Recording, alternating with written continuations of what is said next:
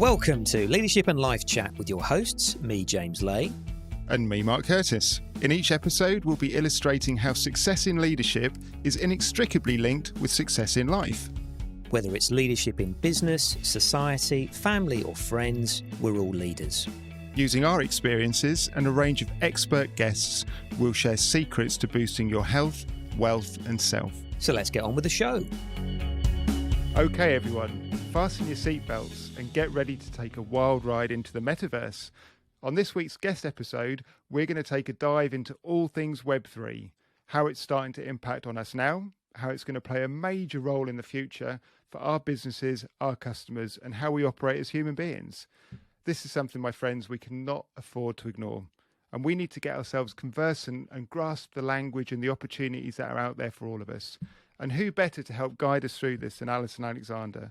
Alison is a genuine expert in Web3, and she's going to simplify it down for all of us today. So Alison, welcome to the show. Thank you very much, Mark. Really lovely to be here. Thank you for giving up your time today. I mean, this is going to be a cracker. I really can't wait for you to share all of this with our listeners.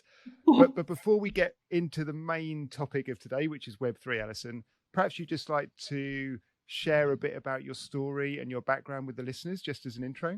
In sharing, it's always a bit like, oh, what do I share? What's helpful? What's not? So I'm going to start backwards because I think it's about my current, but I think my past is also informing where I am now in my ideas around Web3. So I am the co-founder of Metacampus. Metacampus is a Web3 startup and it has three main pillars. It focuses on education. How do we get people who are into what we call Web2, so the usual stuff, the internet, what you use at the moment, into the new internet Web3 that you heard Mark talk about. The second pillar is how do we help companies transform their behaviors so that they get more used to this decentralized world, which we'll come back to that one later on. And then we also have an element where we really want to bring new business to market. So we activate in the Web3 world. It's called activation. How do we grow the market? How do we help new founders come to the market? So we link new founders with investors so that they can launch new Web3 based companies. So that's what I do now. How did I get here? So before I did that, I was the CEO of a virtual reality company. And in the virtual reality company, we produced beautiful films that took people into the world of other people. The whole focus of VR, I mean, we have the game element, what lots of people might be used to, virtual reality, but there's a really important component of virtual reality of how you can use it to allow people to walk into somebody else's footsteps. Imagine walking in the footsteps of yourself when you were 5 in whatever life you had. Well, what we did was produce amazing films which local government, police, health, everybody could use, teachers particularly, could help to understand the children in front of them, especially children who had had traumatic experiences as babies and as toddlers. So I did that. And then how did I get into that bit? I was a public servant for 32 years. So from 21 to 33, 53. God, that would have been quick. I worked in local government and I started my work in local government as a youth and community worker. So I was responsible for working on the streets with young people. How do we help young people feel a part of a community, influence the community? And I went from there to do all the different roles in local government that people might expect and ended up as the Director of Children's Services and then went on to be the Director of Adult Services. So about all things older people and everything, care home, domiciliary care that you could think about, and then went on from there to be the Chief Exec of the Royal Borough of Windsor and Maidenhead, which many people might know recently is where Windsor Castle is. And so I was responsible for lots of events that took place in the Windsor area, particularly Harry and Meghan's wedding. Lots of people asked me about that because we were the council responsible working with the palace and the government departments to put things like that on. But in my role as the chief exec, I was really responsible for building communities, helping people shape the place they live, whether that was the houses that got built, the roads that got built, the industry that we brought into the area, the schools, the care for children and adults.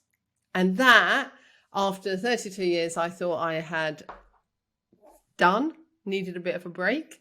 And so I left, and somebody asked me to use my experience of working in the children's sector to launch their virtual reality company into the world of public sector.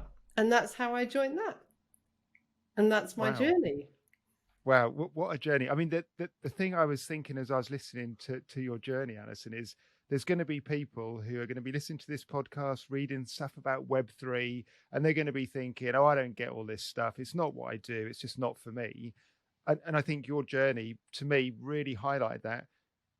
Skill sets can be learned. It's about passion, isn't it? If there's something you want to pursue and you want to learn, you can do it. It's a choice, because most people would go, well, how can you go from local government to kind of, Web3? Because I mean, you can't think almost of a bigger divide between almost kind of skill set and mindset virtually. And I think you're a demonstration that it can happen, and it is possible, and the art of the possible here. So that's the big first takeaway for me, which is anyone who's even got a grain of thought thinking, oh, I can't do this stuff. I'm too old. It's not for me. I don't understand computers. I think just let go of those self-limiting thoughts and beliefs, and just believe in the art of the possible.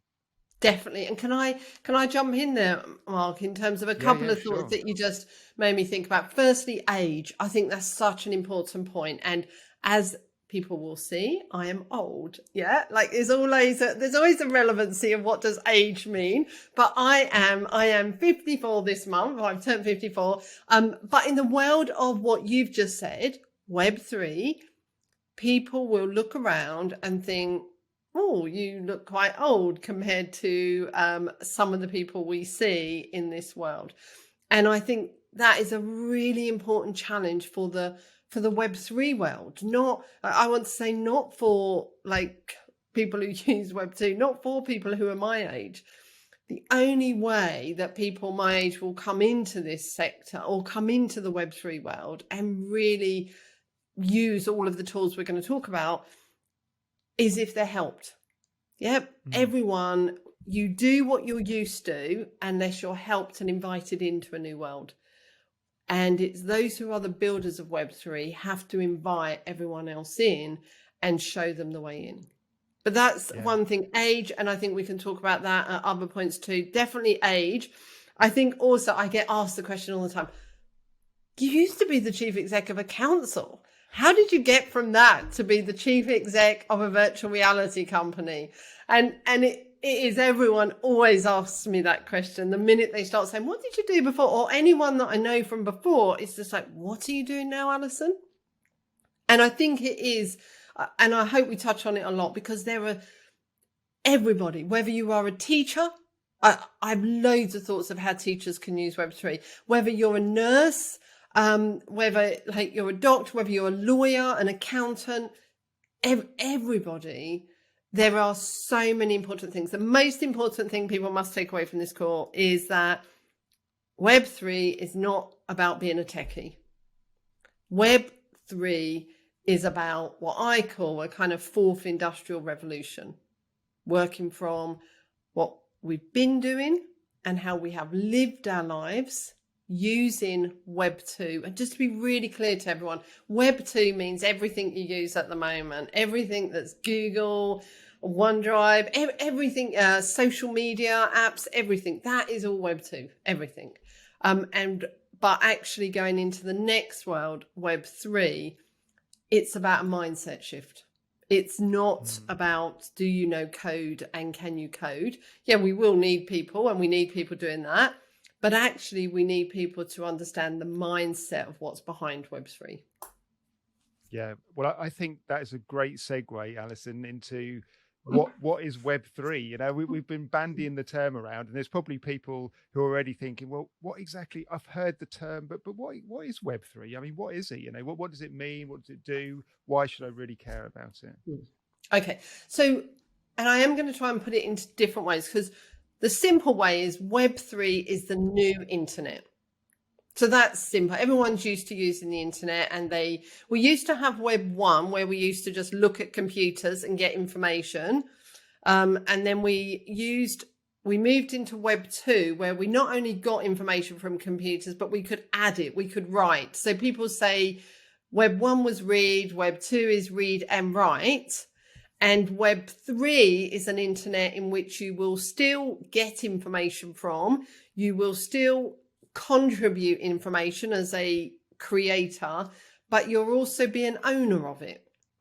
And that's the difference. At the moment, people will know that they input into the web, into the internet, whether it's on your social media account, whichever one that might be, or it's onto different websites, but you are you are contributing, but you don't own that.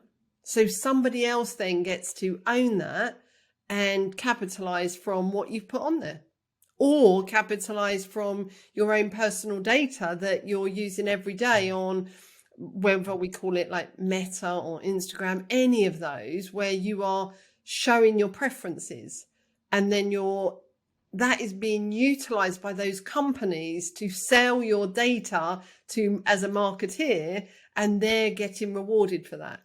In Web 3, you will own your data. And if you want to sell your data to somebody, then that's your choice, but you get rewarded for it. Okay, I think that's a great starting point. So we've got Web 1 is read, Web 2 is read and write, Web 3 is read, write, and ownership as well. So, yeah. and you know, as you're talking there, I think most people listening are going to think, well, that seems fair, because if it's my data, if it's my content, if it's my preferences, why should someone else be able to profit from me? You know, yeah. Because these companies are already profiting. Because I don't know, let's take an online shop, for example. We're spending money with them and buying stuff off them anyway, and then they get double bubble because they get our information, they get our preferences, and they're selling that on to someone else. So they're not just worried about us buying an item, an object from them. They're actually able to make more money from us on something else as well. So yeah. that seems to be what I'm taking from what you're saying. Whereas suddenly the roles are going to reverse on that, and we are going to be able to, in some way, still interact and, you know, buy our widget off the internet, but our preferences, we can actually almost market ourselves to other companies to say, hey, look, this is what we're in the market for. Yeah. And I think that also helps us introduce two other words, centralized and decentralized. They're words that the minute you do a Google search for what is Web3, it says decentralized, blockchain, and all these other things that we can come to. But if you always think about it, centralized is when we have a few companies owning everything. So at the moment, we have a few companies that own the internet. Now, as we move forward into decentralization, that is when everybody owns the internet, which comes to your point that then if you're an owner of the internet and you own your data on the internet, then you can gain from you putting into the internet versus somebody else gaining from you putting into the internet. Yeah, well, and so those terms, centralized and decentralized, I suspect that most of us who are not fully conversant in Web3 yet, but we obviously will be in about an hour's time, Alison, the time when we've mainly heard those phrases are around probably cryptocurrencies. So, you know, we understand that, you know, I don't know, the dollar, the pound, sterling is a centralized central bank currency. But something like Bitcoin, for example, is a decentralized currency. It's not controlled by any one individual. It's controlled by the people who own it. It's on the 50% approval, etc., to get the transaction authorized.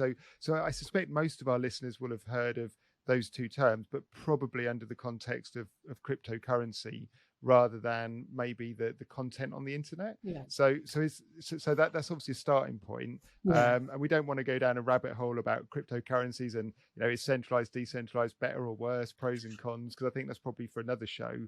But if we were going to now bring this back into the context of business owners, what does it mean in terms of practicalities, if you like? So business, I'm a business owner. I'm sitting there thinking, okay, this is great. I understand now it's going to become decentralized, and I'm going to have more control over, my own information.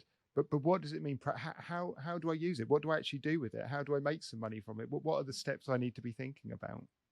Yes. So in a sense, you become your own marketeer, don't you? But I do just want to go back a little bit and talk just a bit more about what you said and come back to that. Yeah. About how people use it. Because you talked about centralized and decentralized, and everyone's used to it with regards to crypto. And I think that is an important point, because it is an easier way to understand it, isn't it? Centralized is the banking system. It's centralized, and we have fiat. So, and then we have now, you mentioned bit cryptocurrency, there's Bitcoin, there's Ethereum, there's lots of tokens out there that is actually decentralized. And I think I like the thought when you were talking about decentralized, it's owned by everybody or it's validated by everybody.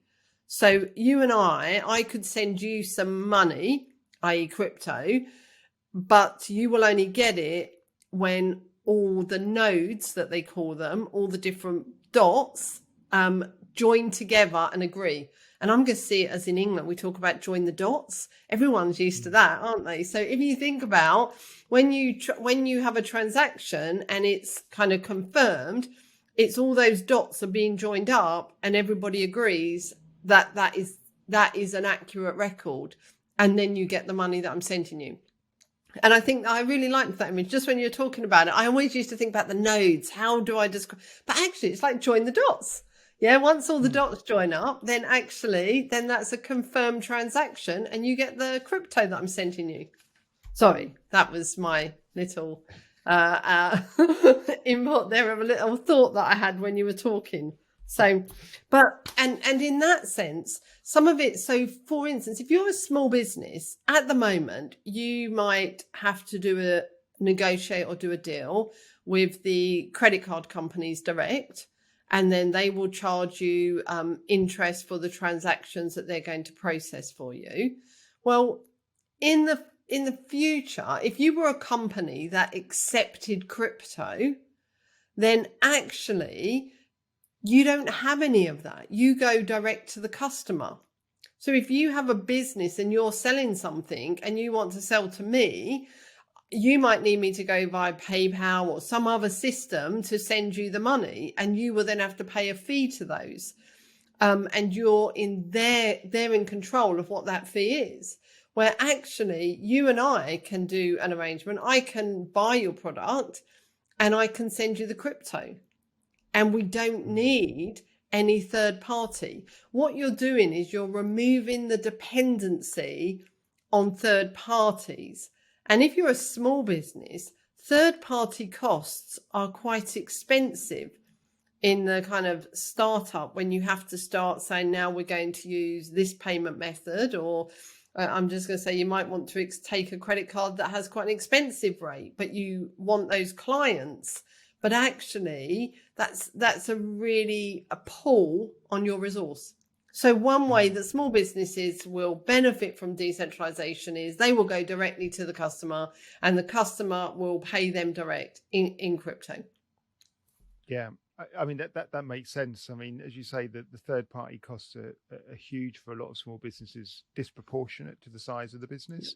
Yeah. And I suppose at the moment, one of the, rightly or wrongly, the way I'm thinking about it, Alison, is I'm seeing more and more clients who are starting to say that they're maybe being asked if they can be paid in crypto, and they're a bit nervous about it. And I suppose the way I look at it, and it'd be interesting to hear your views, is that clearly we're not here. This is not about investment. This show, and we need to be clear to say that cryptos are not deemed as money. legally, they're not deemed as any sort of tender, which is why the tax system in the UK works as it does on cryptos at the moment, because it's not deemed as a currency. And they are highly volatile. We know that from the marketplace. The way I've looked at it at the moment is if I, as a business owner, was going to accept cryptocurrency, that's fine. If I can then spend cryptocurrency, I'm looking at it almost as foreign exchange. If I'm going to accept payments in dollars, I don't have to worry about exchange rates. If I can then spend those dollars on things in dollars, I'm almost hedged against any change in exchange rates. And at the moment, I suppose my concern would be that I wouldn't be able to spend my cryptocurrencies as a small business with my suppliers, because not enough of them are accepting it at the moment, which means I'm then exposing myself almost, if you like, to the currency fluctuations, because I may have to convert it back into sterling to then pay my suppliers off. I suspect, no, I don't know. That's the first part of my question. Really interested in hear your views on that. My second thought is, as cryptocurrency becomes more accepted and more widely accepted, then it will almost be an exponential curve, because there'll be less fear, there'll be less exposure to fluctuation, because they can buy and sell in that same medium, shall we say? We can't say money, the same medium of payment and receipt. So just your thoughts around that, really. Yeah. Well, I mean, I have to agree with you that whilst it's limited in what you can buy using crypto, then it's that kind of cycle, isn't it? If it's limited, I'm not going to take the risk, but if I don't take the risk, we won't get the growth in there. Yeah. And in a sense, that's why we need more businesses to start to dip their toes into it. And what I think you've got the different levels. You've either got startups that are going full scale, they are web3 companies, and they are setting themselves up, and their whole currency is crypto or their own token that they've produced. Or you've got those who are just starting to, and fashion is a big industry. Yeah. So if you've got any clients who are in the fashion industry, in the whole gambit of the fashion industry, which is massive, they are starting to enter in significant numbers into the metaverse, into the world of NFTs, non-fungible tokens that we come to. And they are therefore starting to take transactions in crypto. So it is about looking at your industry and literally searching across, and I'm going to say the globe, because that's also what helps you in this world now. Actually, you're not limited. As you said in your example, before you might have done business with an American company, if you could keep your dollars in America and then buy something else that you needed or do some trading. The same for us in the UK now with Europe, we might do the same if we can keep the money, the euros in Europe, so we can do that without having these massive exchange rates all the time. So it is about looking across the globe to see what it is that you need and reaching out to find a provider that will take it in crypto. And if they're not, it's also about saying, ask the question, because actually you might get to a business that doesn't advertise that, but you ask them the question and they might start to venture into that world. Yeah. So there's something about looking to your industry, search out across the globe who's doing that, and then ask that question. And then also, if you're a Web2 company, you're only going to want to put a small amount of your assets into that. So that is again about how much risk you take, about, okay, I'm going to do business in crypto at 10% of my business. And it's about then giving yourself that freedom to do that and then to watch that grow. Where other companies are saying, I mean, is it the saying that they're nearly getting as much in crypto as they used to get? Their recent intake, and I'll get you the data and send it to you, but they've recently got the margins they've got in selling assets in the metaverse is matching their last year's income. Wow. I mean, that's staggering. Phenomenal. Yeah, if you think about it, if brands like that, now the problem is they're big brands, they can afford to, they ventured in, yeah, and you'll be talking about businesses of all sizes, and that's why it's about finding a way that is safe for you to venture into it at this point, and then seeing that grow. Yeah. So it sounds like what we're saying, Alison, is for a lot of us, a lot of businesses, the first step we're going to take into Web3 is not going to be anything around our own information. It's not going to be creating NFTs, which you say we'll come on to in a bit, no doubt. It's actually going to be moving into the world of using decentralized cryptocurrency. That's almost going to be our first foray into Web3. So we may not recognize it as a Web3 move, but that's effectively what we're doing. Yeah. And I think that's what's important about Web3, because it's sometimes I think people are looking to, what does Web3 look like? When am I going to see it? How will I know it's Web3? When actually what you've said is accurate. Web3 is a bunch of tools which we use. One of those being crypto. That is a tool of Web3. The blockchain, which is just like an accountant's ledger. So you guys must really understand that one quicker than anyone else that I've ever spoke to. Yeah. So the blockchain being that ledger, that record of everything, that's another tool. Yeah. The non-fungible token, that is another tool. And then the metaverse is another tool. So all of these are different tools. So the invitation to people is to not wait till they open their screen one day and it says, welcome to Web3. It's starting to look at those tools and to see when they start to interact with them and when they might use them. Yeah, I think that's the great thing, is it? Because I think it's so easy to become overwhelmed by this if we're not careful, because, people, it's a bit like if you're learning if we're trying to learn a foreign language, it's like you learn a few words and you go to that country and then someone speaks to you in their native tongue. And it's like, oh my word, it's like you're overwhelmed because it's coming at you too quick. There's more words. It's spoken in a slightly different way to what you learned it in the textbook. And I think it's a bit like this for Web3, isn't it? People are really conversing at it. It's almost speaking a foreign language, and we just need to slow it down and kind of understand maybe what some of the key terms are, and then gradually kind of practice using them almost like we would with a foreign language. I think this is it's like a new skill, isn't it? So, it's exactly that. And that's funny because my Metacampus is a Spanish company, or it's registered in Spain. So I started to learn Spanish badly, but it was exactly as you just said. Yeah, I can do hola, and but I'm not going to even try to. But it is that bit. You learn something and then you go and you're like, it doesn't look anything like this, or it doesn't sound anything like that, and then you're like, right, that's it.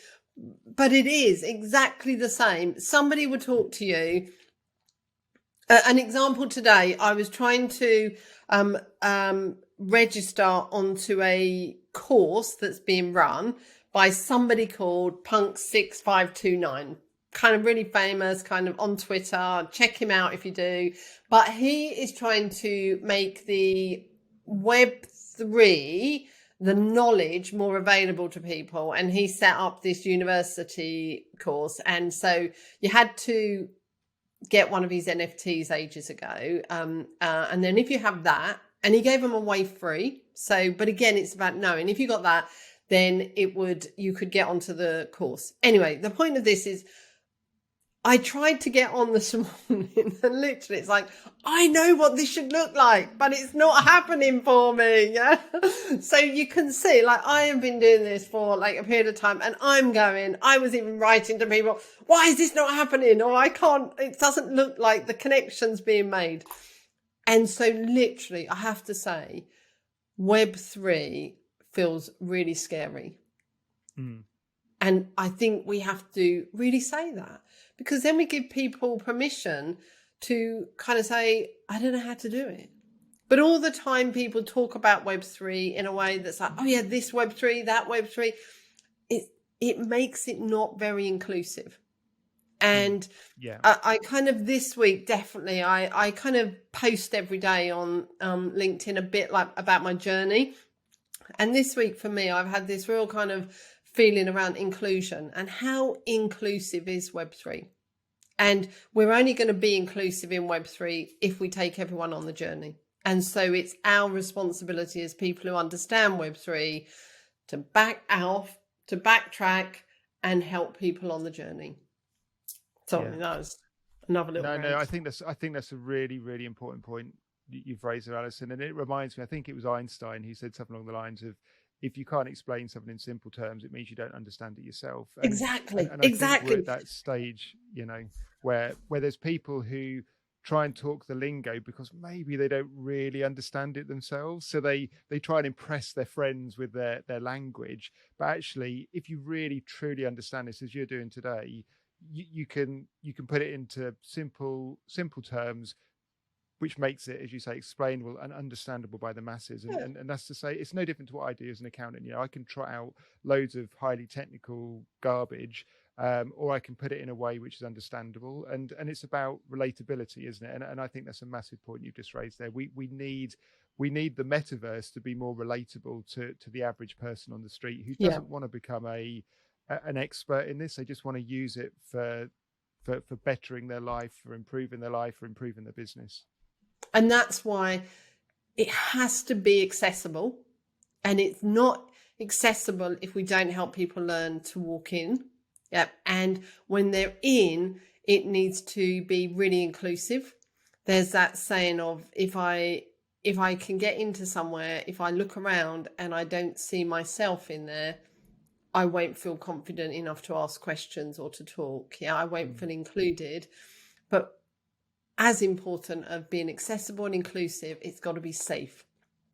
And the safe element is the bit where I think it brings a whole tension of people. To be safe, they generally need to know that there is regulation or legislation that is backing up what's happening.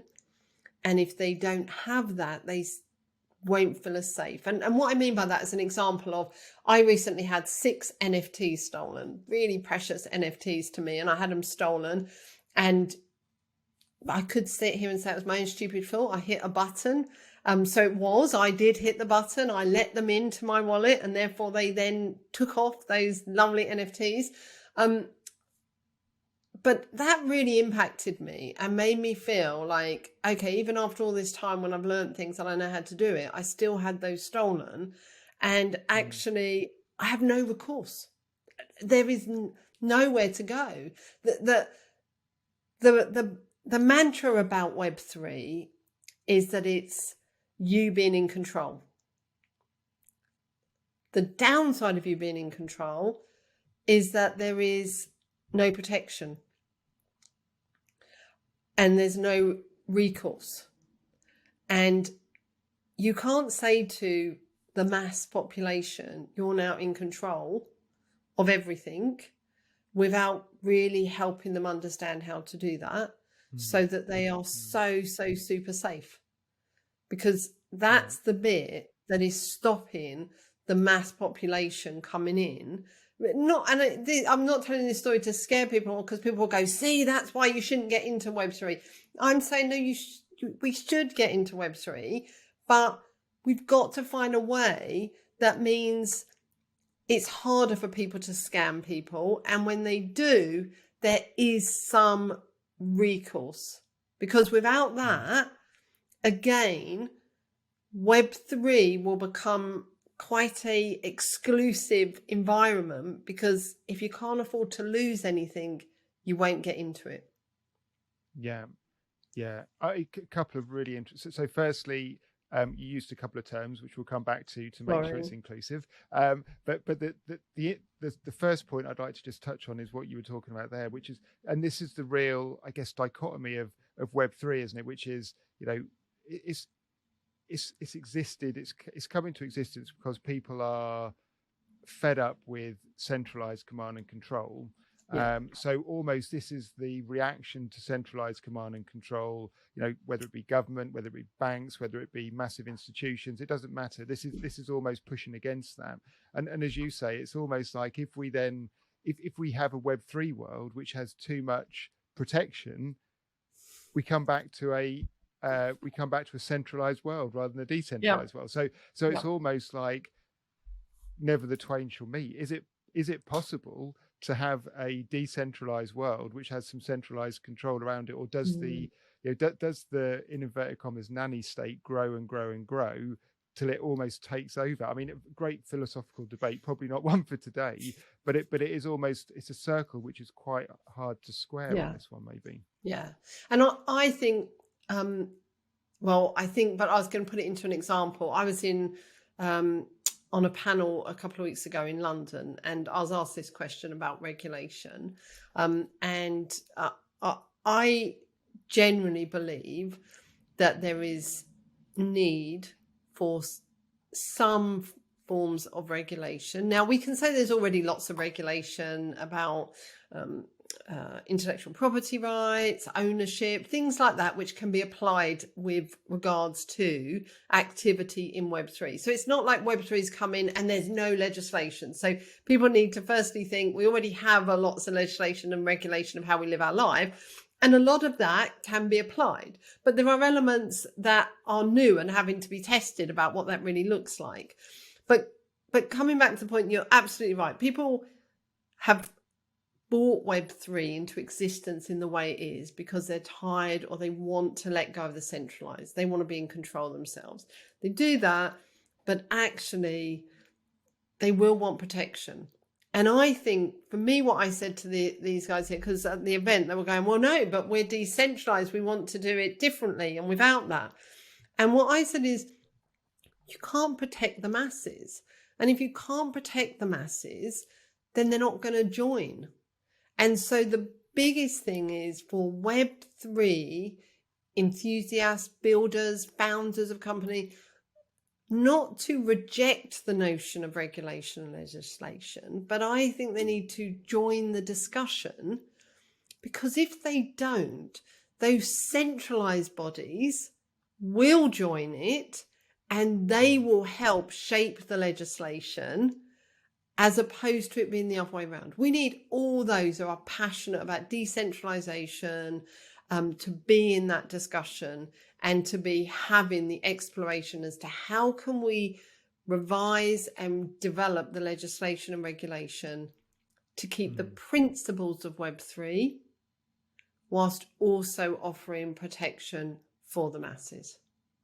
Yeah. So to put it into sort of my language, almost, it would be a bit like if in the UK we suddenly said, right, we're gonna scrap the police, we're gonna have no police at all, and we're also going to rip up all law, any laws that the law book, we're going to burn it, we're going to have a mass burning of all legal tomes, and that's it. Kind of, you just get out there and do what you want, and you self-regulate, and you kind of work it out between you. I think most of us, I mean, that's kind of like dystopian kind of, oh my word, I think whilst most of us might go, well, maybe there's been some institutional issues with the police, blah, blah, blah. We would still like to probably have something there which just maybe is for the benefit of everybody and maybe is a way where we trust it. So rather than nothing at all. And that's, I think that's what we're talking about here with Web3. We don't want to have, we certainly don't want to be told what to do or how to do it, but we want to know that there's something in the back, a bit like the antivirus software on your computer, something which is working in the background, just making sure that you can go about your daily life in a relatively safe environment, but without, being whacked over the head with a baton every 5 minutes or whatever analogy you want to use. I'm going to use that, the antivirus on the back. It's on the background, isn't it? It's working in the background. It's not grabbing hold of and controlling, because that's the fear. But I wanted to say, I thought you were going to come up with a different example there as somebody in your profession. I thought you were going to say, scrap the tax office and then But anyway, you didn't. So we won't do that one, yeah? So that's great. So I think maybe, Alison, it might be worth just maybe coming back and touching on some terminology now. You mentioned a couple of words, which were wallet and NFTs. before we get into those, what would you say are the key terms we should all just be basically conversing? We should understand what it means, and then maybe just explore those ones out. So we've got wallet and we've got NFT. What else would you add to the list? Well, I want to go back and I want to say web3, understand what that means, that it is an umbrella term for the tools of the new internet. That's all. It's not going to suddenly appear with a big badge on it and be on all the banners in the high street. Yeah. So firstly, be really clear about that. I think the one that we've touched on, just to reiterate, centralized versus decentralized.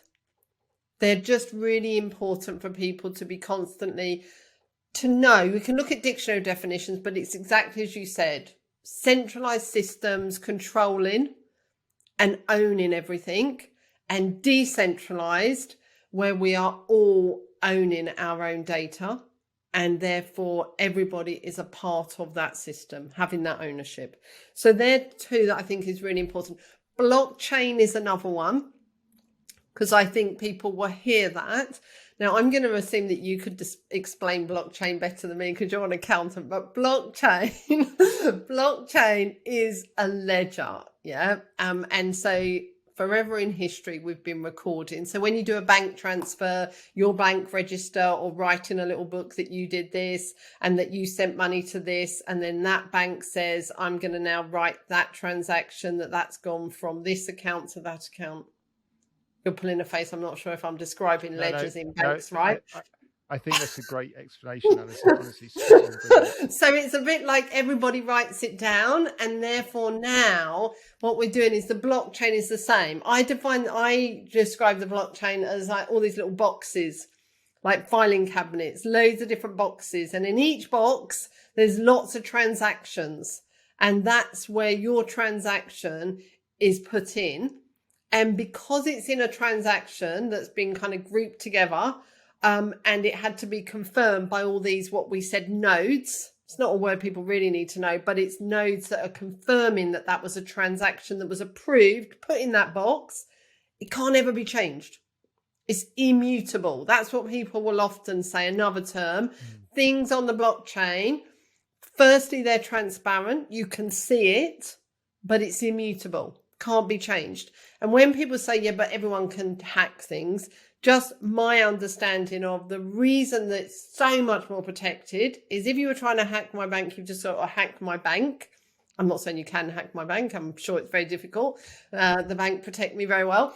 But in this one, to hack that block, that transaction, you've got to hit all those nodes. You've got to hit over 50% of those nodes and hack them at the same time to convince them all that that transaction you're trying to alter is correct. And that's one of the reasons why it's so much more protected, because you've got to hack over half of the nodes at the same time, if not more than half. And then even if you were to be able to do that, it wouldn't go through because the transaction before wouldn't align. So they're all built on transactions that build on top of each other. If hopefully that makes sense or builds a bit of a picture. And this is where I'm now at the outer edges of my understanding of the term. So nodes, is that where these are the people, the individuals who effectively verify the transaction, who are chosen to verify the transaction? And so I think so nodes effectively just think these are people spread all over the world who are just users of blockchain, of the crypto, and they are just randomly chosen to have to authorize the transactions. They're independent of each other. They don't know who each other are, but they just have to approve it if it looks legitimate in terms of the coding. And so just on that one, just to explore that slightly further, I read a thing where it was saying that what I think it was probably I think it was Bitcoin. I can't remember. It might have even been you who was telling me this, Alison, when we had a pre-chat for this show. At the moment, I think Bitcoin has to be approved by like a ridiculous amount of nodes, in inverted commas, peoples around the planet. So I think I was reading in a book, Alison, that at the time when the book was written, Ethereum, the cryptocurrency, I think it required virtually everybody who used that currency to approve a transaction, which meant the speed, it could take like a day for a transaction to be processed. It was a slow, in relative terms, slow compared to, say, Bitcoin. And they were looking at changing it. So it didn't need everybody. They were going to take the percentage of people who needed to approve it down, but it was still a phenomenal amount of nodes, as you referred to, people who had to approve these transactions for them to be classed as legitimate and form and forge that link within the chain on the block. Yeah. And so the proof of work, which was pioneered by Bitcoin, so they were the users, so that's where that came from. And as you said, all those nodes have to work really hard to work out, like it's like they're using computers to work out it's like a computation of a figure, and they work it out, and once they do that, then they can do the proof of work. And this is where it becomes, where the minute you talk about crypto to anyone, the first thing they say to you is, yes, but you're killing the environment, because it uses so much energy to do that. And that's why everybody is wanting it to move from proof of work to proof of stake. So that then on the latter, it uses less nodes, because it's already, these are the predetermined people, the nodes who are going to confirm that transaction, where before everybody's doing it at the same time to see who can get there fastest to be able to do it. So the amount of energy it's consuming is massive. The whole intention is, and people have been pushing for it to reduce, and that's what they've now done. And Ethereum, they announced that, I'm going to say the week of the third week in September, that they moved from their original model to the new model. And what that means is that therefore it takes less energy, and also it costs a lot less money to do transactions on their network. So blockchain is another one. So that's really good. And again, it's people, you don't need to know all the detail, but it's about having that kind of high level. This is what that is overall about. Yeah. So blockchain is another one. So, and then you mentioned wallet. So we have what's called kind of a hot and a cold wallet, or a hard and soft wallet. One wallet is I'm just going to jump here. One wallet is a little almost like this could be a wallet. Yeah. Yeah. And this is a hard wallet. Yeah. It's hard that you can't get at this wallet, can you? No. And unless you come and steal it. But even if you came and stole it, you would need not just my passcode, but what everyone calls as a seed phrase. So that's another word that people should know, just because it's a kind of, when people say seed phrase, what do you mean? So if you had a hard wallet, one of these, and they come in different ones, this is just one type, you have to physically plug this into your computer. Nobody can get at it unless you plug it in. So it's 3 bits. 1, you've got to plug it in. 2, you've got to have your code. And 3, you might need to have your seed phrase. So your seed phrase is 12 to 24 words, randomly selected by the computer when you set it up. And different wallets, some say 12, some say 24, or you can ask for which one. And then you get those words. Don't ever lose them. If you lose them, you can never get into here. Right. So they would be the stories we hear about people who said, I've lost £5 million in Bitcoin, and they've got this hard drive thing, like you're holding in your hand, they're demonstrating, and they've lost it, and they've lost £5 million. Yeah. So there's the guy in Wales somewhere that he's trying to convince the council to let him rip up or dig up a tip, a rubbish tip, because he lost his hard drive. His hard drive got thrown away, and on his hard drive is all his Bitcoin. And he thinks now that Bitcoin is worth, I want to say between 20, 30 million, because it might even be more, because he's offering to give them half of it if they let him dig it up. But Anyway, but so this is a hard wallet. So it's a bit like the wallet that you carry around. I'm going to say, or the purse wallet guys, women carry around. They have something that the only way for people to get things out of it is if they steal it. Yeah. So that's the way. Yeah. You've got to come and get this, or I've got to lose it. And then I can never get it back. Yeah. And if, for instance, this was, because, do you know, in America, they had the hurricane recently. There was one of these, I was talking to somebody, it was damaged because of the water, something, whatever damaged it. Yeah. And then they will send you a new one if you prove that you didn't purposely do it and you were the original owner, and they do all their checks. But you can only get into it if you put in your seed phrase. So it doesn't matter if somebody were to say, oh, I'm Alison and I've lost my hard wallet. Will you send me a new one? Even if they sent you it, if you don't have my seed phrase, you can't get in. So the seed phrase, and this is when you hear everyone say silly things like, write it down, put it in the safe, give it to somebody to look after for you. But because literally, if you lose that seed phrase, you're never getting in here. Ever. Yeah. And so that's the bit when it starts to get scary, because if you've got all your all your assets on this, no one else can get it either. So it's not like you're making someone else rich or they're stealing from you. It is just in the ether, in the world. Nobody's got it. So this is a hard wallet, really, really important. Yeah. And what often people do is they will buy things from a soft wallet. So one that is on the internet. And then if they're extremely sensible, they will transfer their assets into here. So if we talk about assets, because we've mentioned soft wallets, hard wallets, and assets. So if I buy crypto, I might buy it from a soft wallet that is a bit like PayPal, I want to say. People are used to that, aren't they? You would go on and you would do a money exchange. So you will set up a wallet. And with wallets, there's something called MetaMask. It's a popular one. Coinbase. There's a bunch of them. Put in soft wallets and you'll get a whole load. Now you could buy something from that, and then you could transfer it onto this. And that's the best way to keep it most safe. So I buy assets on my soft wallet. I have a MetaMask wallet. Well, I have a MetaMask wallet and a Coinbase wallet. So until now, I used to buy everything on my MetaMask wallet.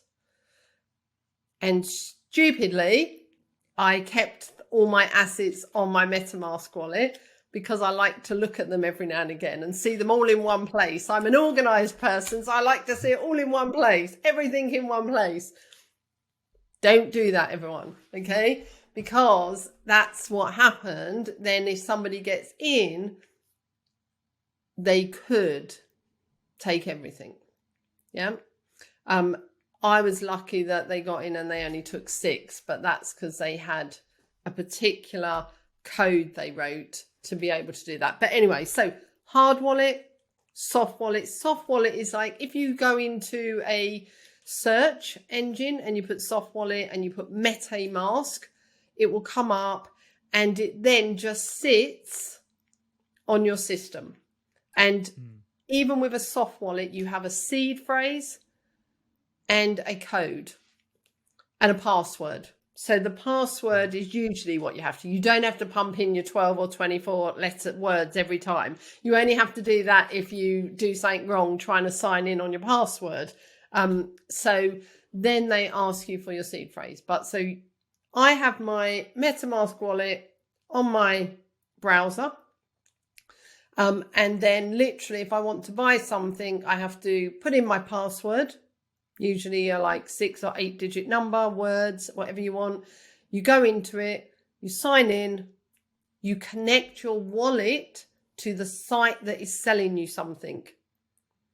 And then what happens, think of it this way. There's their screen here and your screen. Hopefully this is visually. And then both connect with a line between, and you're asked to sign to say you approve your wallet connecting with that site.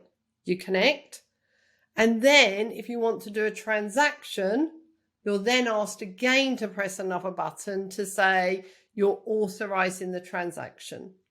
So even if your wallet is connected to a site via a like dotted line, it can't just do anything. You have to then authorize it. So there's several, do you really want to do this? Do you really want to do this? A bit like when you transfer money to someone from your bank, you're about to set up this. Do you want to? Do you want to do that? Are you sure? Is it someone you know? There's those checks on a soft wallet. Does that make sense? It does, yeah. So it's a bit, I think, like you said earlier, it's a bit like if you've got a wallet in your pocket with some cash in it, versus you just use an online banking. It's kind of a bit like that, really, isn't it? Yeah, that's a good way to put it. And ideally, the best way that you'd say is to have it somewhere really safe. And in this sense, the safest one is the hard wallet. But lots of people do daily transactions on their soft wallet, and then they will transfer to the hard wallet. Yeah. So Alison, you were talking about assets there, and at the moment you mentioned currency. But maybe we can now wander into NFTs, possibly. Okay, so assets. Firstly, assets is a digital asset. Yeah, and that is important for everyone to think about. So you've said cryptocurrency is one digital asset. The best next one that everyone talks about is NFTs. Yeah, and I always call them nifties, and then I got in trouble once. Why do you call them nifties? That's not the acronym. It is NFTs equals nifties as far as I'm concerned. Anyway, but NFTs are non-fungible tokens. And I'm just going to go back to make sure I explain that right. So you've got the two difference, fungible or non-fungible. Fungible is when two things have got the same value, pound for pound, dollar for dollar. They are exactly the same value. Yeah. And so you have one each, you have one, I have one, and we're happy to exchange because it's exactly the same value. But non-fungible means that it doesn't have the same value. Now, we have to think of everything that we use in our life that's non-fungible. Houses. We could have two houses sitting next to each other and they're non-fungible because they're not of the same value. Even if they were both like 500,000 on the day they were built, there's still something different about each one. They're not exactly the same. Yep. So non-fungible is when it's unique. Yeah. And so an asset, currently everyone is talking about non-fungible tokens as assets. And the main non-fungible tokens that you see are artwork, or what people see as PFPs. So an artwork could be the picture I have up there. I mean, all of these could be called artwork. All of these pictures on my wall are non-fungible tokens, are NFTs that I have bought, but because I think I like them, and I own them, they're mine. They're usually in my wallet, but I therefore chose to print them so I could have them on my wall and I could look at them. So often an NFT will be an artist might bring to market a lot of NFTs. So any of your businesses, small businesses that are artists, and they could be, whether they're digital artists, it could be all sorts of artists that they can bring their work to market and they can bring them onto as an NFT. And it's been a massive, massive improvement for artists. So if anyone who's out there who is an artist, the NFTs is a way that people not only can bring their own work to market, they don't need an intermediary, a third party. They can also get paid commission when somebody sells their picture to somebody else, where in the real world, that's pretty hard to keep track of and to get commission. So artists love NFT and the blockchain because every time their artwork is sold, they get a commission is scraped off it. Yeah. And without going into too much detail, my understanding of that, Alison, is when you set up the NFT through one of the platforms, you as the instigator of the NFT, the artist, whatever you want to call yourself, you get to choose whether you have the trail commission in inverted commas for the resale. And because that unique piece of art is backed up with a blockchain, then that's how it detects if it's then sold. So you don't have to think, oh, I need to keep track of, I sold my painting to Fred. I wonder if Fred's going to sell it. The blockchain tells you if it's sold, and you get your percentage. If you've put a 10% sell on commission in, you automatically get it coming back into your wallet. So this, without going into too much detail, if people are out there and they're artists and they're producing unique things that they want to sell as NFTs, this is just all part of how you set it up on the platform in the first place. Yeah. But the important thing, and an important thing is, it really is the time when artists have to say, what rights do I want to give away? So that they really need to think about that at the beginning. So they might give you the whole rights to it. So they might give me the right to own the asset and be able to do a personal gain because I can have it on my wall and look at it. Or I can financially gain from it because I could use one of my images here to set up my own company and use that as the trademark. Yeah. So that's really important. But anybody, and artists in this way, it could be that you're writing books, you're writing articles, you're doing images, you produce jewelry, all sorts of things in the broadest sense. Yeah. The most important thing is when you take it to market and put it on one of the platforms where you can sell it, that you actually stipulate what rights you're giving away. And if it's personal, commercial, and also sometimes what's happening now is people are giving away what's called like a CC0 license, which means they just give it away to the public. You buy it, but anyone has access to the IP after that. So that's important. And then, as you said, the blockchain, I want to say, deducts it every time it's sold and sends it to your wallet. So you're safe. So they're another set of assets. Sorry, they're another set of assets, NFTs. Now, the NFT market took the world by storm in 2021, or like it started 20 and then it went really up high. And then it has significantly dropped at the moment. But I often see that it's like anything new that comes to market. It's like it really has, like, loads of people love it and think, oh, this is amazing, and they get it. And then the market gets flooded suddenly. Everyone thinks, oh, I'm going to release an NFT collection. And literally the market got flooded. And therefore, like all of the markets, it started to drop. And significantly dropped. But the issue about the NFT as an asset, we need to look further than just artwork, because NFTs as an asset, I mean, an NFT can be a house contract. Yeah, can be your deeds for your house. In America, people have started to sell their house as an NFT asset. And that is the contract. And then you own that. Now, some people could say that's going to start to really impact lots of businesses if people start to do transactions like that. But it can still include all of the lawyers, everybody, but it can be wrapped up in an NFT. Like the High Court in England just issued their first, when they issue a notice to somebody, they issued it for the first time as an NFT. They allowed it to be issued. They served a notice. Sorry, that's a technical word. They served a notice, and the serving of the notice was an NFT. So you have to think about digital assets are going to grow and grow and grow. So if you are a business and you sell something and it is an asset, you need to think about, can I start to do this as an asset in the form of as an NFT?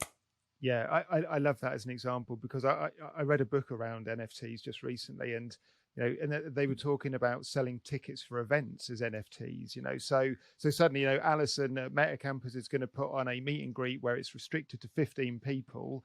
And this is where I think NFTs get interesting, because you would put out 15 separate NFTs. So on that count, they would all look the same and they would have the same value, but they would still be one of 15 because they're all still unique for the person who buys the ticket for the meet and greet with Alison, for example. So and suddenly we don't have to worry about sending tickets out to people. They come along, it's all verified.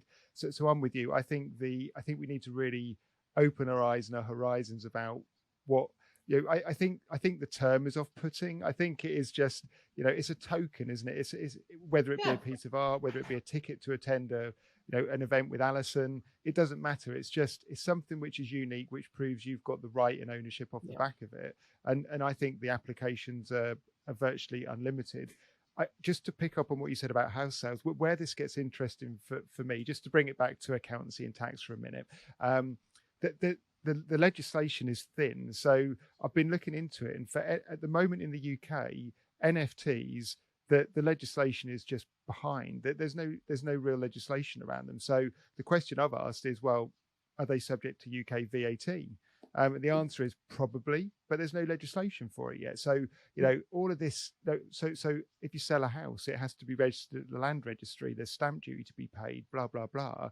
How does that work in the new world? It's like, I think the authorities are really struggling because authorities work on a centralized command and control system structure. As soon as you have things which operate outside of that, then the system is broken. It doesn't work at that point in time. So there's the world governments have got to work out and get their heads around, how do we deal with this? So, another example very quickly, just to bore you a bit further on the technical side, is if you were going to sell a digital course, an online course of online, then there's special VAT rules around, depending on where the person is who's buying the course, what the VAT implication in the UK is.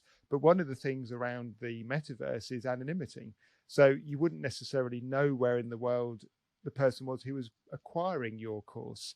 So if you don't know where they're acquiring it from, the current legislation is inadequate to allow you to know what to do. So this is still at the front edge at the moment, because the world authorities have not caught up on this, and I suspect the reason they haven't is because they're scratching their heads going, we're not quite sure how to deal with this, because everything is territorial based at the moment, and suddenly the metaverse is not territorial. And that it does come. I mean, I love that example, but also it comes back to the point earlier that I said around IP law. Even though we don't need to start afresh with everything, but we do have to revisit it, because IP law is based on territory and a fixed asset. Well, web3 is operating at a global scale. And it's not a fixed asset. And therefore, that's why all of these now are having to be looked at. And I think you're right. Sometimes we have legislation that drive behavior and drive things that the world does, because we want to change behavior. So we try to use legislation to do that. But other times legislation is then as a consequence. And there's that lag, isn't there? And that goes back to the point I said earlier around people in Web3, builders, innovators, enthusiasts, need to be jumping in and influencing what that legislation looks like, rather than standing on the side and saying we're decentralized, we don't like things such as legislation, so we're not going to participate. Because they will find it done to them, because we will, for all those reasons. When governments start realizing how much money they're losing in taxation, they will bring in legislation, won't they? Yeah. And it's about how we make sure that people have that voice now. And I can't emphasize enough, people who are in it need to be participating in the discussion. Otherwise, they will find they have it imposed on them when they didn't want it. Yeah. So we've covered some I suspect, unless you're telling me otherwise, so we've covered what Web3 is as an overview. We've talked about the centralized and decentralized style. We've then said, well, actually, it's all underpinned. Blockchain is one of the key tools within that, which we have to have. If you want to start operating in the Web3 metaverse, then you've got to have a wallet of some description, and you described hot and cold and hard and soft, but you've got to have one because you've got to be able to send and receive money. Sorry, not money, currency. Let's get the terminology right there. And actually, if you're going to sell and buy stuff, actually, you want to move into digital assets probably, which means you're probably going to be selling some stuff via some kind of NFT, which you've created in inverted commas. And then once you've done all that, really, as a business, you are fully operational in Web3 in the metaverse. Sounds simple, doesn't it? It does. And I think, because I think loads of your businesses, or I'm sure loads of the businesses that are utilising you, they sell assets all the time. And this is about now for them. I really encourage them to go away and go, oh, what do we sell and could we make it? Or the point that you made, that many of them will sell membership. Membership doesn't need to be. I went to the leisure centre yesterday. Can you believe this? In this day and age, I went to a council-based leisure centre and they gave me a card, a membership card. On what basis am I ever going to bring my membership card? Because it's going to be in my bag or it's going to be somewhere else. I want it on my phone at least. It hasn't even got into the 21st century and put it on my phone. Where if I go to any private gym, they will just give me a code and it will be on my phone. So actually any of your businesses that give membership to anything, it's really about them looking at, is this a way that we could start to transition? We already give our card online to people, but is there a way that we could say, well, but if you are using NFTs or you do have a wallet, this is a way that we could test it out. We can issue it in both on the phone or in somebody's wallet, and then they could have that. And then the most important thing for people to remember is that means you can be anywhere in the world and you can sign on and just connecting your wallet, you can then get all the utility that is attached to that. Now, that's another big word that everyone, not a big word, a small word, but a big meaning that everyone uses on Web3, utility. And I used to think, I get a utility bill, but it is about that. What comes with it? As you say, what are all the services that are going to be offered via you buying that one NFT? Some of these NFTs I bought, they give me utility to do lots of courses or to get discounts on things. And that's important for people to do. So it feels that so many opportunities for your businesses to move in and test. And even other ways, the other important one, blockchain, that we didn't touch on, which I think would be interesting to your businesses, is about how blockchain can track things. So if your businesses are food products or anything, people say we want to know where it comes from, or we want to know that there was no modern slavery used in the production of this. People are now using the blockchain as that track record, which is transparent and immutable. They can't change it. So if somewhere along the line is child slavery made to make those products, it's going to show up. So people are using it in a positive way to demonstrate to their customers that we say we're slavery free, we say that we're vegan products. Here is our record of how to do that. Yeah.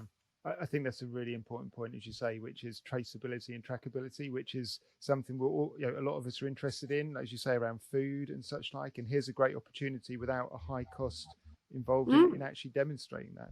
So I think the other thing I'd just like to add, which came out of the book I read, is I got really excited when I read this. I was thinking, wow, I'm going to start producing digital art because I haven't even got to be an artist anymore. I can just I can get a program and, wow, this is great. And then at the end of the book, it was saying, however, don't forget, what you need to remember is you've still got to market your products, your NFTs, in the same way as if you're in the real world.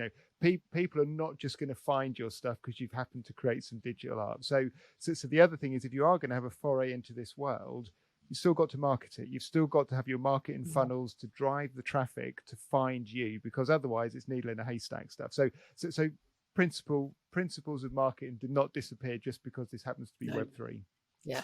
And I think it is, I mean, some people might say it's slightly different, but it's the principles, as you say. You have to get out there, you have to get reach, you have to let people know about you, and you have to enable them to find you. Yeah. And finding them can be a good way. Two things I want to say is, firstly, I want to say about your digital artists, not to offend all digital artists out there. I think you do have to be an artist to even create digital artwork, just to protect all my digital art friends here. But it is a bit of helping people find you really quickly. So you'll know that I'm known in many ways as a Metaverse A.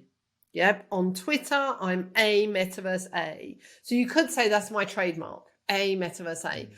But also, to make that easier, you can have your own ETH address, which is a domain, but it's the Web3 based domain, and it's called an ETH. And my ETH address is ametaverse.eth, and that links directly to my wallet. So if anyone listening wants to send me some crypto to my wallet, I don't need to send them this really long code.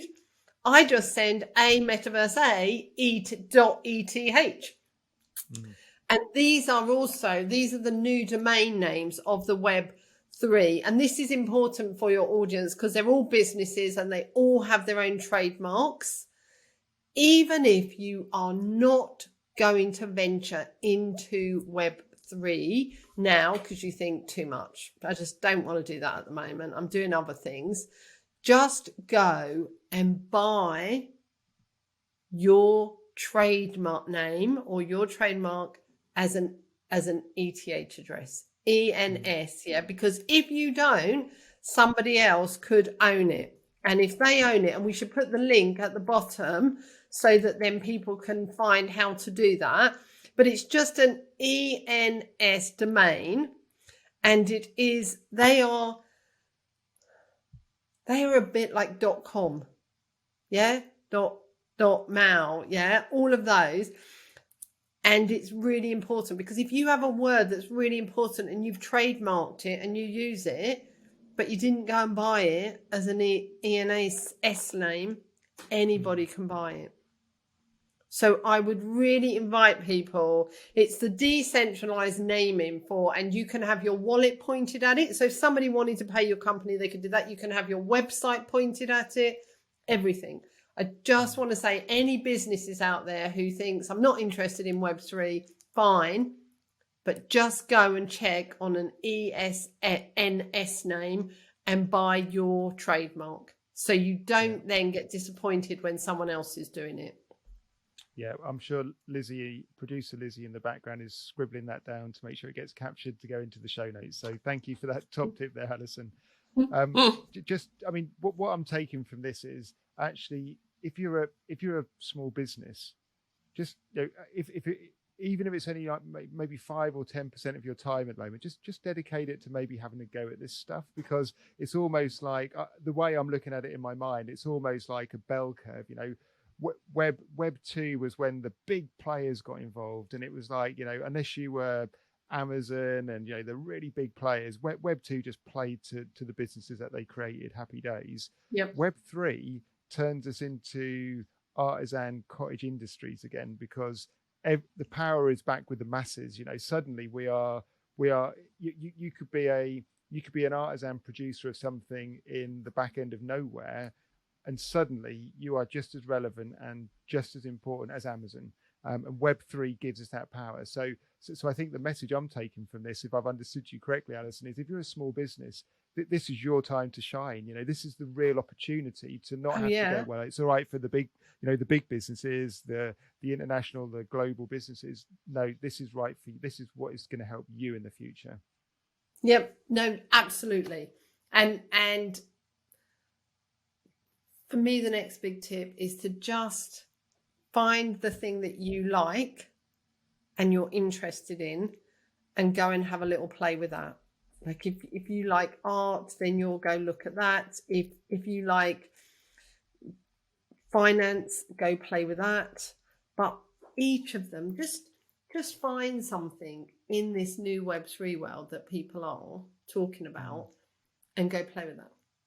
Yeah. But on that, I mean, we haven't talked anything about the metaverse. We haven't even mentioned that. And so like we might need to come back and talk about the metaverse because I think it would be brilliant. I mean, it would be amazing if you'd come back for part 2, because as you say, there's so much to cover.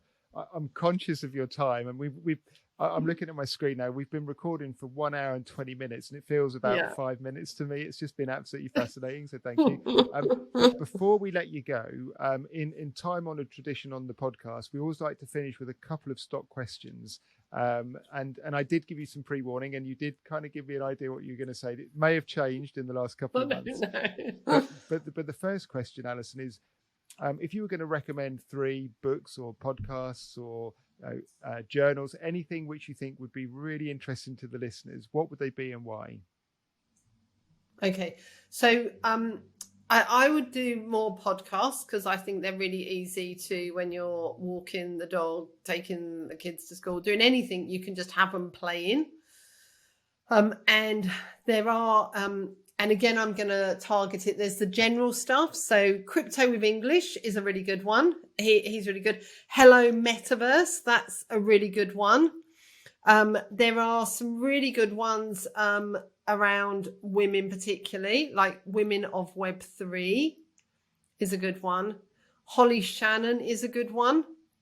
And Bryony Prestige is another good one. So there's lots of different ones. And you'll find if you put into a podcast search 1 or 2, then they all start kind of flooding in. You get a whole list. So the best thing to do is to put NFTs in your podcast search, and because then you can test a lot and it's about what you like. Or if you put metaverse, you'll get lots of different ones. But Hello Metaverse, she was one of my first ones that I listened to. Really, really dead easy and easy to follow and nice listening. So there's some of the podcasts I would put up there. We had a guest on who was very much talking around the impact of this, and but from a human being point of view, what impact? Yeah, so great point, Lizzie. We'll link that show back in as well. So and we'll have links to all of those so the listeners can go and take a listen to those. And then the film. Did you ask about films, or was you going there's to a film? Absolutely, film. Well, Ready Player One is a good film. So anybody who's got parents, that's a really good one to watch with young people, because you can, like, it just kind of is a good Saturday evening or Sunday afternoon film. Yeah, it's quite fantasy land and all of that. But then if you want to get into a nice documentary, it's like crypto, Bitcoin, blockchains, all of that. They're really good ones. So there are a couple of good ones as well. Yeah, thank you. We'll make sure all of those are in the show notes so people can take a listen.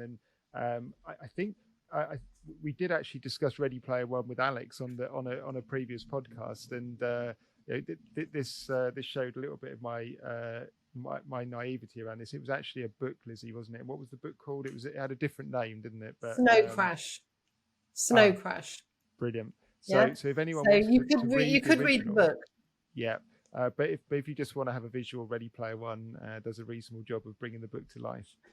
Well, and another one to watch is interesting is a sitcom, and so I just think it's a really good way to help people see startups. And anyone who's in your area who does startups, I mean, generally, is called Silicon Valley. And it's on Prime. I don't know if it's on Netflix, just I've watched it on Prime.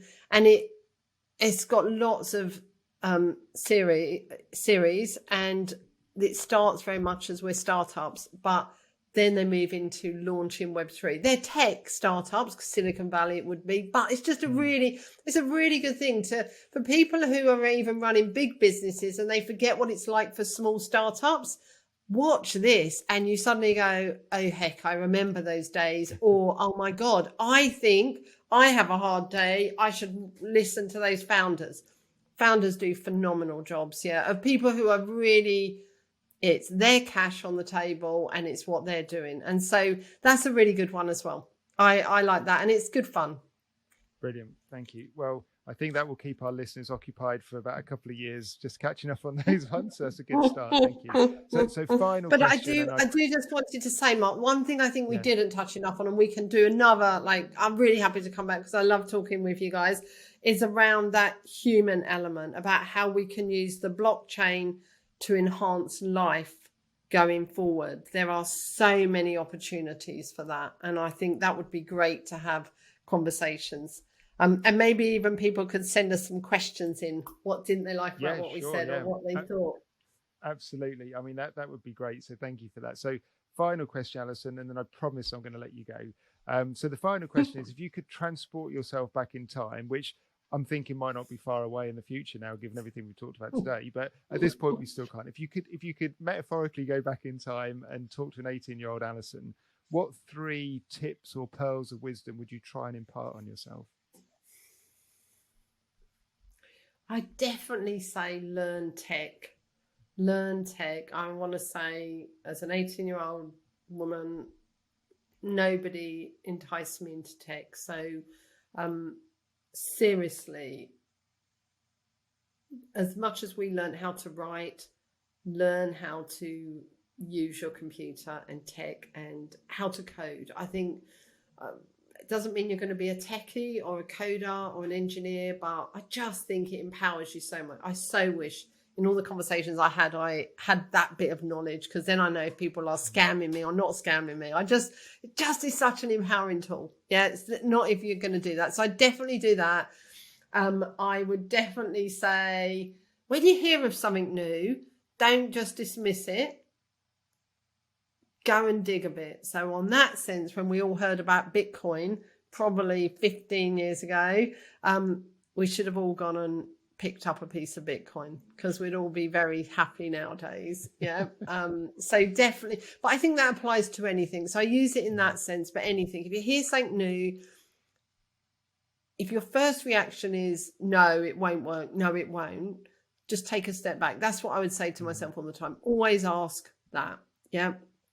And then again, because of the metaverse, which we haven't touched on more, but I am the worst person for getting myself around the metaverse to a degree, because I didn't play computer games. If only I'd played computer games, I could maneuver myself, or I would just be so much more familiar with that. And then an environment such as the metaverse doesn't seem so scary. So they're the kinds of things I'd say to myself. Yeah, I played a bit of computer games, but I grew up in the 70s, so I had a Spectrum. So I'm not sure Horace Goes Skiing really counts. No, you can still do it. Like WAS or whatever it is. No, see, I don't even know. Yeah. No, but even any of those, you saw an environment. I never touched a game, so I didn't even know what a kind of environment is. So anything like that, just anything. And the most important thing I'd say, if you're a parent listening to this, or you've got nieces and nephews, just go look at what they're doing in their bedroom and what game they're playing, and just get them to show you how they're building in the metaverse, because all these games allow people to build, kids to build. Yeah. And as you say, we haven't even got anywhere near the metaverse and building in the metaverse today, so definitely for another day. So thank you. Well, Alison, thank you so much. I mean, it's been absolutely fascinating going through the topic. I think you've done a great job at guiding our listeners in terms of, if they're not already dipping a toe into Web3, maybe just demystifying some of it and saying, hey, take a leap, and these are the 3 or 4 things you need to know to be able to do it. So thank you for that. You've already given us your Twitter address, which we'll put in the show notes. So if people wanted to reach out and follow you and learn more, where else should they look for you, Alison? Oh, LinkedIn, and I'm simple. Well, you can put a metaverse A into any search engine, and you'll get Alison Alexander, LinkedIn, or at Twitter. It will direct you to both. That's brilliant. Well, thank you again for your time. I mean, I've learned so much today. I've really enjoyed the conversation. Thank you. I'm sure listeners have, and hopefully we'll see you again on the show soon for a version 2. Thank you very much. I've had a great time too. It's been really great talking and working it through together. Thanks, Alison. Take care. Well, that was certainly a whistle-stop tour with Alison there. So much content, so much value. So I'm just attempting now to pick out 3 things that I really took out of it. I took so much from it. I really did. It was fantastic. I think the 3 things I took were actually not technical things. They were actually, first one is, age is not a barrier. Don't let it be an excuse. You know, this stuff is here. It's going to continue to grow. Therefore, whatever excuses you're telling yourself at the moment, just let them go. We need to open our mind to the whole Web3 metaverse. The second thing is, as a business, just have a go at this stuff. You know, we talked there about effectively just kind of creating an NFT for whatever it is you do. All you need to do is set up a wallet, set up an NFT, and you're pretty good to go in terms of being a Web3 business at that point. So maybe just start to dip your toe in, have a little go. And the third one is, I think, which came out is when Alison was talking about the podcasts and the films and the TV shows, which just do a little bit of research. You know, just take a bit of an interest. The more we hear these terms, the more we hear people talking about it, the more we're going to understand them. You know, it's what I've done personally. I've just started to immerse myself in this. I've read several books on the topic now. Currently, I'm reading Blockchain for Dummies. You know, it's just kind of just immerse yourself and open up your mind and look at it as a learning experience. So as you heard there, Alison is probably going to join us again, which is great news. So we can explore more about the metaverse and what it means, maybe from the human element, as she touched on there. So really looking forward, and massive thank you to Alison. Contact details for Alison are in the show notes, so please have a look at those. If you like today's show, then why not follow us and share it with your friends and rate us? It really helps other people find the show, and we can spread the word further. Finally, a massive thank you to our sponsors, Larking Gowen. Without Larking Gowen, the show would not be possible. So have a look at their website to see how their team of experts can help you and your business. So that just leaves me to say, have a great week, everybody, and we'll see you next week.